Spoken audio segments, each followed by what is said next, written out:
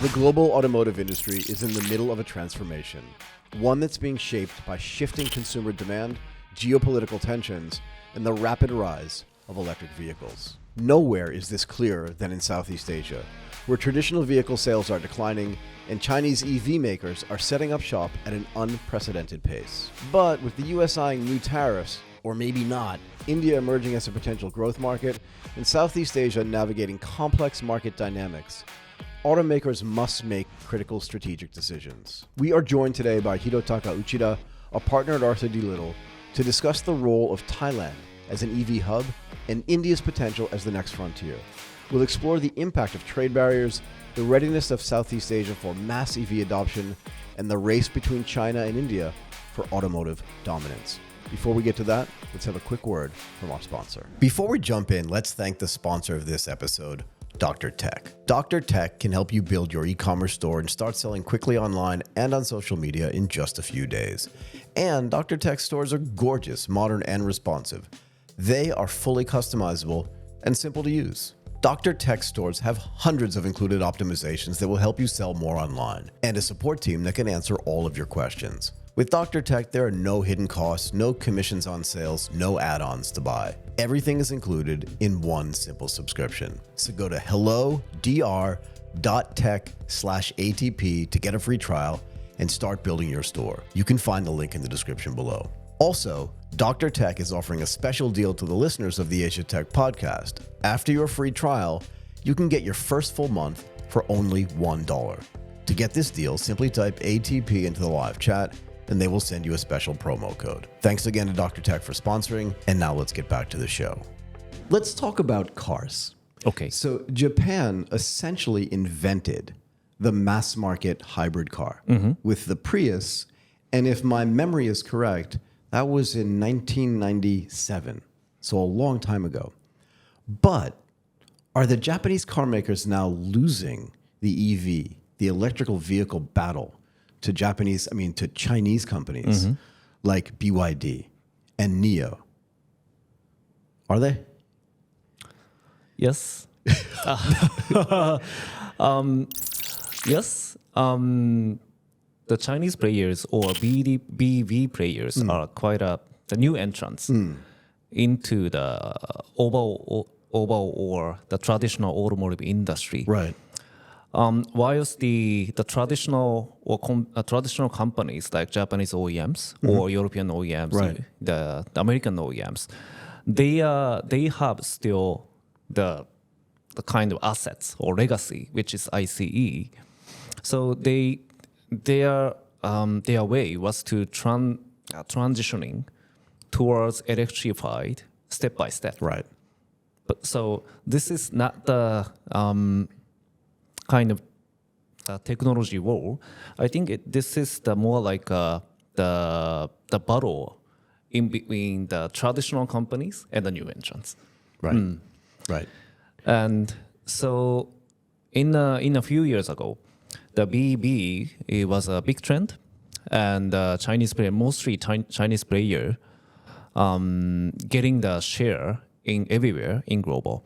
But now it's returning towards the transitioning technology, which is hybrid or plug-in hybrid. Right. This is the kind of the natural way to go to the innovative thing first, and getting back to the thing in between.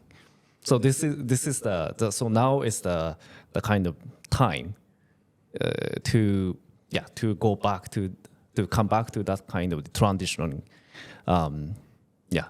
It took me a minute to figure out what you meant when you said ICE, but in my brain was trying to figure out, oh, that's internal combustion engine. Yes. That's just for people that may not know. But I like it. So if you think about the traditional market for cars in Thailand, maybe we can explain to people why you said you moved from Singapore to Thailand. Like, why is Thailand such a key market for automobiles, not just in Asia, but globally? Yes, this is almost 50 years ago, Right. I remember. The strategy of Thai government is to invite global automotive industry to Thailand and make this place as the exporting hub. That time, the labor cost in Thailand was quite competitive. Right. And the Thailand almost didn't have own national OEM brand, the automaker brand. Right. That's why their strategy is quite simple to invite the overseas, the foreign OEMs, car makers like Toyota, Nissan, Honda, or some other the US players. Ford was here for 80 years, something like that, right? Please go ahead. Yeah, that was the strategy of Thailand. Right. To invite those kind of the global players and make the automotive industry in Thailand. Right. But the other countries like the Malaysia Right. was a bit different because they have national brands. Proton. Yes, Proton and Produa later. Right. So they have to, their strategy is to make auto industry with those national brands. Got it. But at that time, Thailand didn't have it. That's why the Thailand strategy is to invite those global players. It was a good strategy, right? I mean, at one point, according to my research, Thailand was the second largest manufacturer of Japanese cars outside of Japan. Yes. Right? So US was first, and then Thailand was second. That's a lot of cars getting made here. Can you maybe talk a little bit about the status of the market for traditional cars, for ICEs, in Thailand right now, and maybe what's been happening over the past 5 years? Past 5 years is right after or just before COVID, right? Right.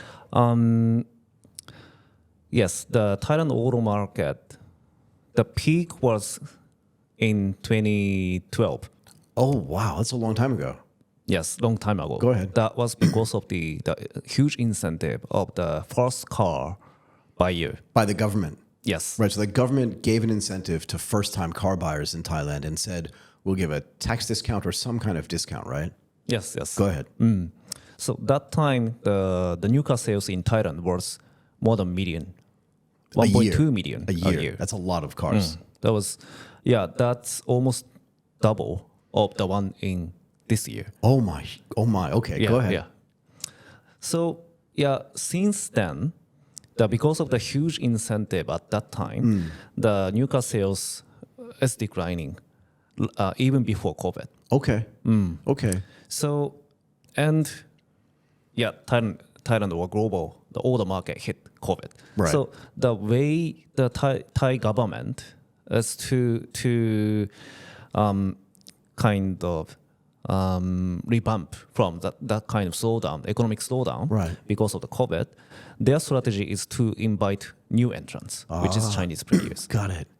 But the Chinese player or the car maker was not the only answer or solution for Thai government. Tell me. To solve it. The way Thai government promote the economy, Thai economy, is to invite foreigners. Go ahead. Just to invite foreigners, any kind of foreigner, to come and be in Thailand. Yes. This is after COVID. No, even before COVID. Okay, go ahead. The way of the promoting the economy, my understanding is that not in Thailand, not only Thailand, almost all the countries in Southeast Asia. Got it. The main strategy is to boost economy, is to invite foreign investment, foreign direct investment, which is FDI. Right. So foreign direct investment. Yes. The 50 years ago, the strategy of Thai government is to invite foreign global automakers. Right. And the Japanese automakers, came to Thailand to develop auto industry. This time, the new entrants was Chinese player. That's why they came. Right. And the Thai government also incentivized the Chinese players to come to Thailand by giving them the zero import tax of battery EV. Right. But do they manufacture now in Thailand?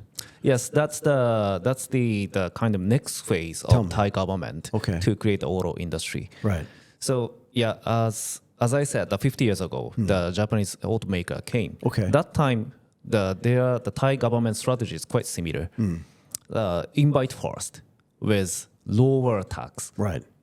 And once the key players came to Thailand, they raised those kind of tax or the mandate those players to do the manufacturing in this market. I understand. That was the strategy of Thai government. Got it. And they are doing similar thing for the new entrants, which is Chinese players. So let me make sure I understand this.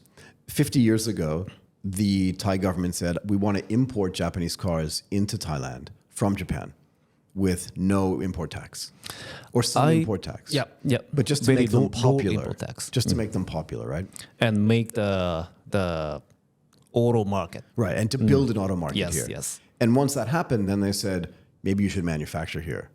And because that way it'll be cheaper for people to buy here, and then there's no import tax. Plus, it's very good for the Thai economy. Exactly. And that worked, right? Yes. That worked really well. As a matter of fact, a lot of the EEC, so the Eastern Economic Corridor, was built on Japanese manufacturing. So now the Chinese government is doing the same thing with companies like BYD and NIO and saying, bring in your cars. But they have started manufacturing as well. Yes. Okay. Can I ask you this, though? If I'm a regular Thai person and I own a Nissan or I own a Honda or I own a Toyota, it feels like fancy. Do you know what I mean? I'm very proud. Honda Civic, look what I have. Are the preferences, the brand preferences changing? When you look at the market, are those brand preferences changing? Because I see a lot of BYDs and a lot of NIOs driving around, right? Or is that changing? I don't think so. Okay. Because, as I said, Thai auto industry almost doesn't have their own brand. They don't, I know. There are some small brands, Really? but are not global brands like Thailand. Okay. Oh, right. But they make small trucks. Now, sometimes they convert the basic car from, I believe, Isuzu or those kind of the base car. They Okay. convert it to their own car. Got it. And they can, they nowadays manufacture the e-3-wheeler. Right. Okay. Yeah, e-tuk-tuk. Right. They Yes. manufacture. Right. But other than that, there's no the national brand. Got it. So my understanding of the Thai, the auto user or customer, they don't have strong nationality or nationalism Right. Around cars. around yeah. cars. For sure. The brand loyalty of the Japanese brands like Toyota, Honda, Nissan, as you mentioned, Right. is because of their long history. Yeah. Yeah. They've been here forever. Yep. Can I ask you this? It's going to sound a little bit different, but I'm very curious about this. When the Korean car companies or the Korean conglomerates like Hyundai, Kia started building cars, some of those were partnerships, I think, with Japanese companies, and there was a bit of a technology transfer. In Malaysia, the Proton, was that with a partnership with anybody, or did they just develop that car by themselves? Do you know what I mean? Proton. The Proton. Proton strategy is a bit tricky. Yeah, they had alliance with multiple brands. Okay. In the past, that was Mitsubishi Motor Got it. or Honda, now GD, right? Ah, right. Yes. Their strategy is to partner with those kind of global players to develop their own model, Right. leveraging their technology. Right. Right. So that is a bit different from the other national brand, which is Prodor. Right. Prodor is collaborating with Daihatsu for a long time. Right. That's what I wanted to know. Yeah. Okay. Yeah. The Proton scheme is a different. So, yeah. Yeah. The car business is just so interesting to me because there's a lot of technology there, right? And that technology transfer gets really interesting. So is Thailand now becoming a hub of EV development the same way it was becoming a hub of traditional ICE car development? Is it? Yes, somehow, especially for the regional exporting, regional export within Southeast Asia. Okay. Definitely, Thailand will be the manufacturing and exporting hub, or BB. Right. So other countries in the region, like let's say India, also have companies that make cars, like Tata makes cars, right? What is the relationship between what's going on in Southeast Asia in the traditional car market, the EV car market, and what's happening in the Indian market? The relationship. What's the impact of India, which is a gigantic market, right? For towards the Southeast Asia? Yes. And to Thailand in particular. Thailand in particular. I would say the rising of India. As of now, the players in India, including national players like Tata or Mahindra, Right. you mentioned, are focusing on domestic market. Okay. Right. Because the domestic market is growing very fast. Very fast. Yep. Right. In the statistic, in 2035, Okay. the India new car sales market, especially the passenger vehicle, will be around 8 million. It's just such a big number. Sorry, Yep. go ahead. 8 million. 8 million is the almost double of the entire market in Southeast Asia. Right. Right. So obviously, the much bigger market, they will be the much bigger market. Right. So almost all the players in India are focusing on domestic market. Got it. So in that sense, the impact on Southeast Asia from India car maker point of view will be limited, I would say. Will be limited. But is there a risk that because the market for cars in Thailand and maybe in Southeast Asia seems to have slowed down, that the manufacturers then will move to India? The Chinese manufacturers will move to India because the market is growing so fast, right? Is that a possibility as well? In terms of Chinese players, it's not easy or challenging for them Because- to go to India because of the geopolitics. Talk to me. Yeah, geopolitical tension. Right. So they have borders. They share borders in some area. They do. So they always have some difficulties. Yeah, political difficulties in between. So officially, the India government it's not easy to give them the Access. approval to build the manufacturing the entity or place of Chinese player in India. Got it. So they declined the application from the Chinese automaker like Great Wall Motor Okay. to build manufacturing plant in India. Really? So that's actually happening in India market. Okay. But actual automotive supply chain is still happening in between China and India. I heard almost all the EV related components like battery parts or motor, those parts are mainly coming from China. Coming from China. Yes. So Mahindra and Tata, you're saying, are sourcing those parts from China That's what I heard. and then building in India. So this is so interesting, right? Go ahead. Yeah, because as of now, the components, those kind of EV-related components in China is the most competitive in global. Fair enough. Because the EV market in China is the biggest in Right. global. So Right. they have to have the most competitive the parts or components there. So you may not know the answer to this question, but I'm curious.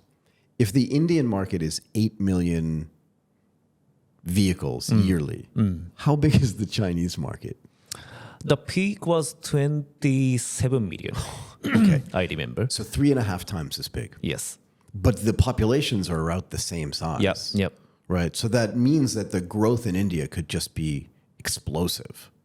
I think so. I Right. believe so. Okay. So can we talk a little bit more about geopolitical things?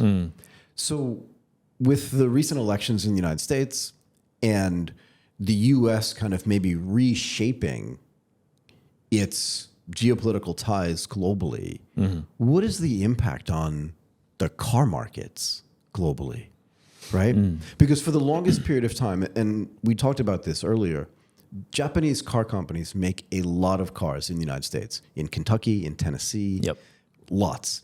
But that also means that a lot of the car suppliers are in those areas as well, right? So there's a big relationship there that's been going on since like the 1950s or 1960s, right? Like my dad actually had a Datsun Oh. 510 before it was Nissan to the rest of the world. But then China now is making cars, whereas 25 years ago, there were no Chinese cars. India's manufacturing cars. EV makers are now in Thailand. A lot is changing. What's the geopolitical impact of all this when you think about it? On Thailand? On just the world. Oh, I see. I see. Yeah, because of such geopolitical tension, mainly against China, that now the U.S. Gets the kind of more attention towards China. More attention. Yeah, more attention to China, Right. and also maybe they will increase the tariff or import or those kind of tax Right. against China. And EU market is also paying attention and gave them the kind of they introduced the anti-dumping regulation Sure. towards the product from China. Sure. And India has also the geopolitical tension With China. With China. So from China perspective, all the products, including automotive, Right. automobile, their kind of rest of the market for them is outside of those the markets which has geopolitical tension with China. Right. So except US, except EU, except India. Who else is there? Yes. So that's why they are coming to Southeast Asia. Right. That's the And point, also right? going to the Latin America. Latin America. How about South America South America. as well? Yes, as well. Latin and South America. So this is where it gets really complicated. Because you said before, even the Indian automakers are importing parts from China. And that's true probably for every car company in the world, maybe except the Japanese in Japan. Can the rest of the world, or how long will it take them to kind of be able to build their own cars, build their own suppliers without those Chinese products? Do you know what I mean? Because Yes, if they yes. just turn it off, right, you can put a tariff on anything, but you still need the product. So how long will it take for a country like India or a country like the United States to stop importing those things and make it themselves? And will that really ever happen? That's actually happened, especially in US. That's why I heard the entire automotive industry in US is losing the competitiveness in terms of the cost competitiveness. Sure. Or the quality of the electric, especially the electric related the components or parts like the battery or those kind of things. Right. But also batteries are made out of rare earth metals, right? And if you're familiar with the rare earth metal market, the case is that the metals themselves are not rare. They occur in abundance in the world. But to make them useful, you can only, if you have like 100 of something, you can only use 2% of them. So they're very inefficient. So if they're inefficient and they're expensive, what's going to happen to the car market globally? Particularly for batteries and other EV-related parts. What do you think?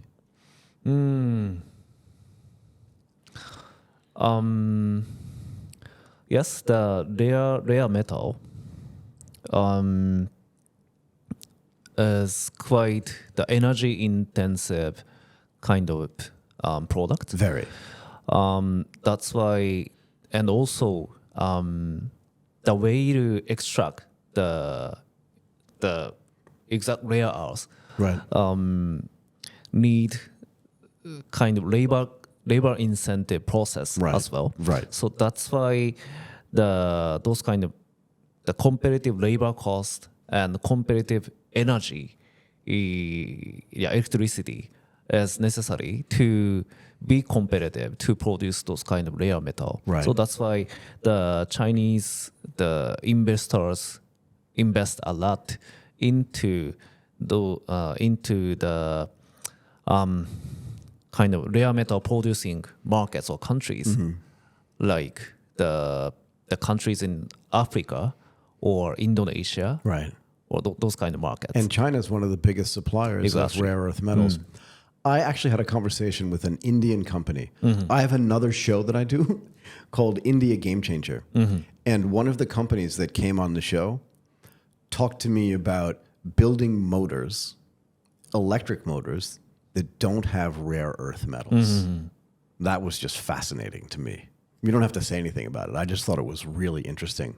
So as you look at the world and look at all these geopolitical tensions and just what's happening, like you said, in tariffs and in this tension between China and essentially the rest of the world, right? How do you see the car market evolving over the next 7 to 10 years? Right? It feels really tricky and kind of dangerous to me in a way. Yeah, that's not easy question. But No, it's not. and the answer could be, I don't know, right? Because again, if we just talk about Thailand, the Thai government has done a really good job in the last 50 years of building an auto industry.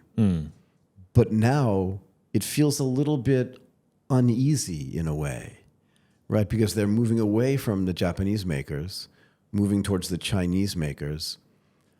But Thailand has a really strong relationship with the United States, but also a good relationship with China. And I'm just wondering what all of this, the world seems to be in flux, we would say. It's changing a lot. And I'm just curious because cars are really important to everybody, right? And not just cars, but automobiles, trucks for transportation, motors, electricity, all this stuff is super important. What's going to happen?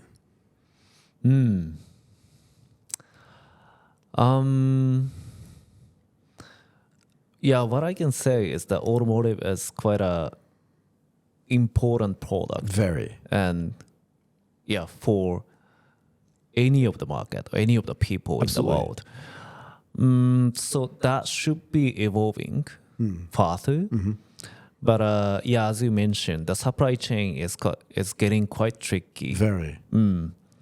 And yeah, so nowadays,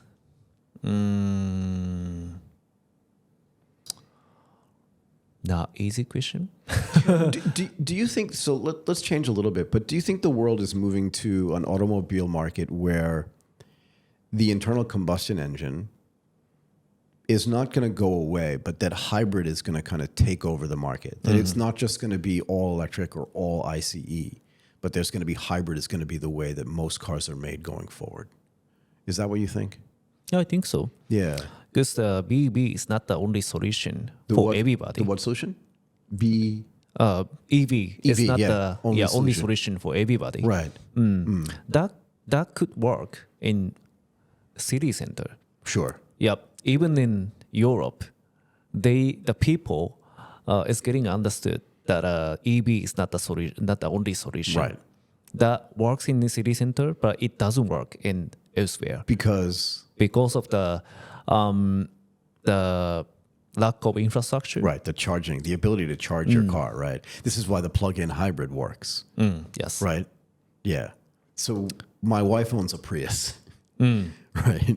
So very efficient, but also put gasoline in there. Yep. Sorry, go ahead. You were saying. So the separation between this, the exurbs or the countryside and the cities is very different. Yes. Yeah. And also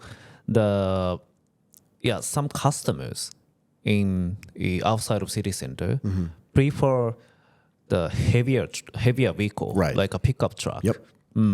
So the usually the more heavier, the electrified is getting difficult. Right. Or To power it. yes, exactly. Okay. In your work, I see this, but I'm curious if you see it as well.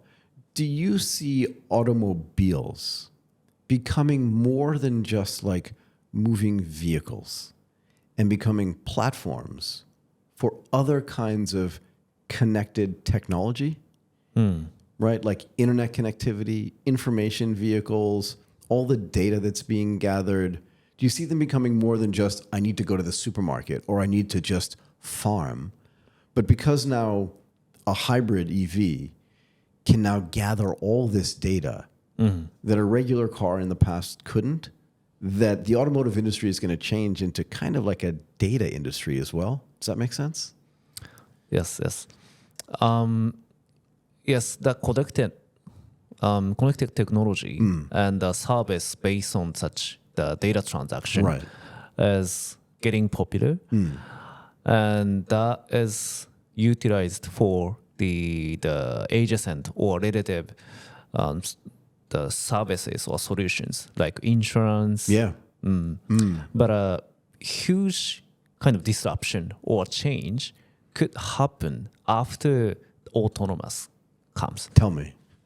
Tell me. Because the once the autonomous vehicle comes, people just sit there and enjoy any type of entertainment Right. in the vehicle. Right. That way, the kind of solution provider of autonomous vehicle Right. and the mobility service Right. can guide them to anywhere they want to invite Right.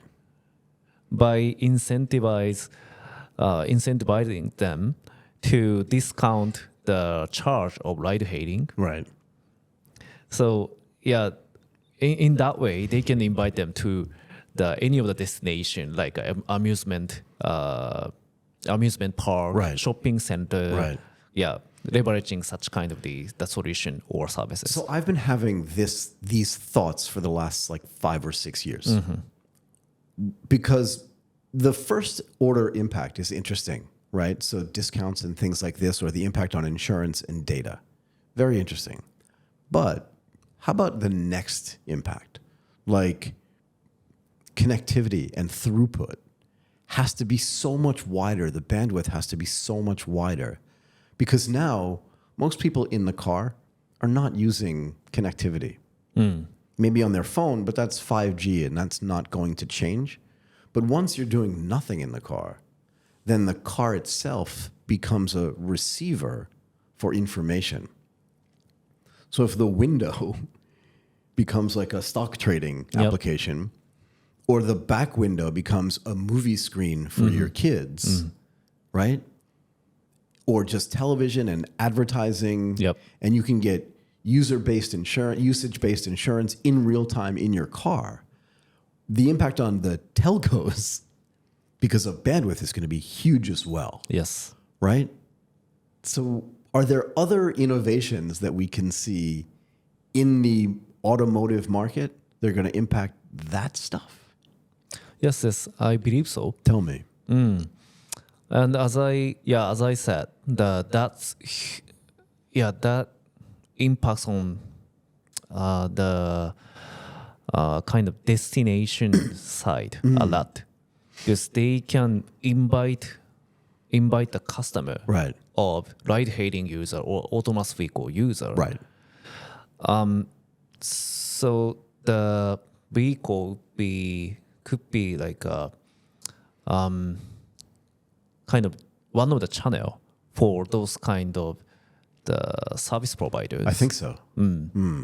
Yeah, I see a lot of, what's the right word? Location-based services. Here's an idea that I had a few years ago. I buy a car because I have enough money to buy a car. As a matter of fact, I buy 3 cars. Maybe I buy 5. 4 of them I never use. But I just turn them on, and I do automated ride hailing all day. And at night, I send them out to, who knows, right? Like if I'm in Japan, I send them to Saitama to get charged.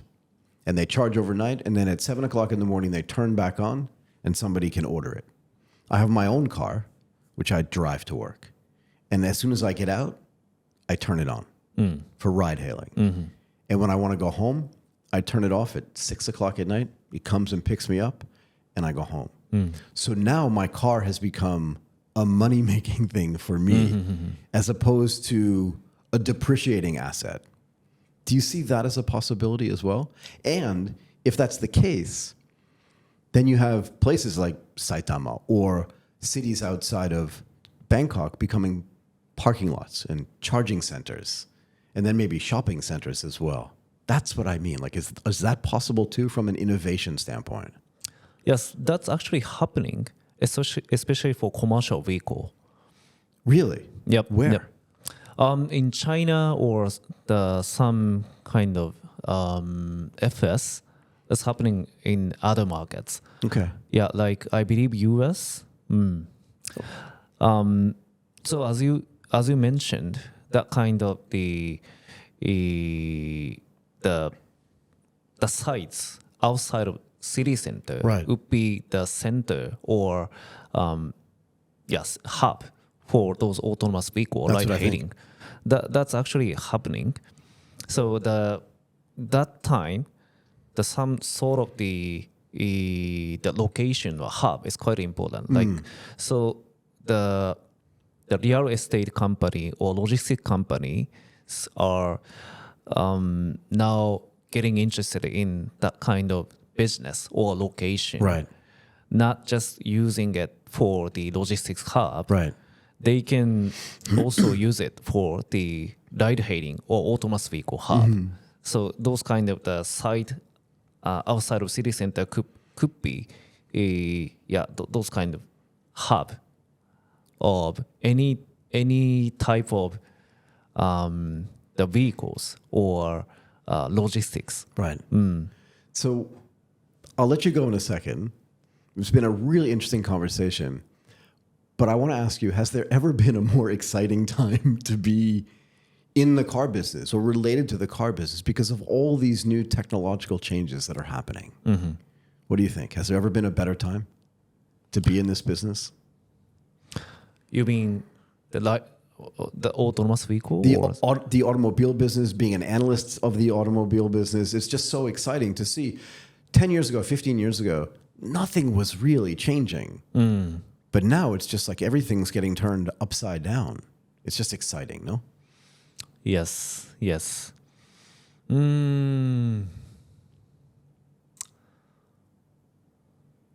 From the investor point of view, several years ago, the kind of mobility business got quite popular. Yeah. And the many new entrants entered the mobility business. Right. But actually, it was not that successful because the kind of mobility business needs the huge investment. Absolutely. So this is that would be the kind of investment war among the mobility players. Yeah. The only one last player can get the success and the entire business, mobility business. Right. So Right. this is kind of investment race. Yeah, for sure. And I'll leave you with this. There was a very famous time in the stock market where it was completely irrational. And one of the very famous people said that the market can be irrational for a lot longer than you can be solvent. And I think it's the same thing in the mobility business today.